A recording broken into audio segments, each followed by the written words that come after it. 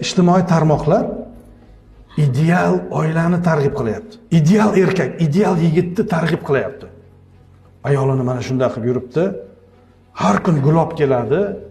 Umuman qattiq gapirmaydi, talab qilmaydi, boshqa qiladi.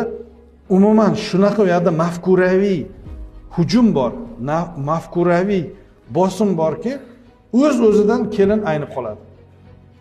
O'zini erini ijtimoiy tarmoq taqdim etayotgan ideal er bilan solishtirib boshlaydi. Va birdan munosabat buzilib boshlaydi. U ijtimoiy tarmoqda u kontentni qilganlarda ong ostingizga ta'siri niyati boshqacha. Hali qurib ulgurmagan oilani buzishga qaratilgan. U qarmoqqa yoshlar tushib qolyapti-da. Bilib qo'ying. 43 yoshimdan keyin ko'nglim ketgan narsani kafe restoranda olib yeydigan bo'ldim. 43 yoshimdan keyin, 43 yoshimgacha emaklab oila qurdik. Bu bo'lsa bu yo'q, bu bo'lsa bu yo'q. Uy ipoteka, kir mashina iste'mol kreditiga olingan va hokazo masala. Lekin ideal hayotni taqdim qilish ijtimoiy tarmoq.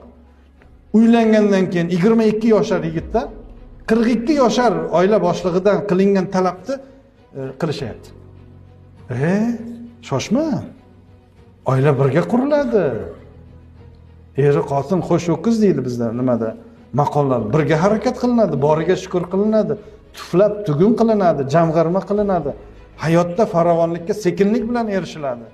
Bu dunyo faqat obi-ovqat, sharoit, istiqbol, qimmatbaho mashinadan iborat emas. Bu hayotda undan ortiq qadriyatlar bor.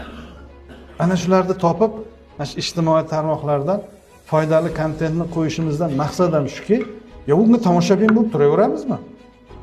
Biz bolalarimizni ayblayveramizmi? Yosh oilani ayblayveramizmi? Kelinni ayblayveramizmi? U muammo nimadan chiqyapti? Uni sabablarini o'rganib, bularga tushuntirish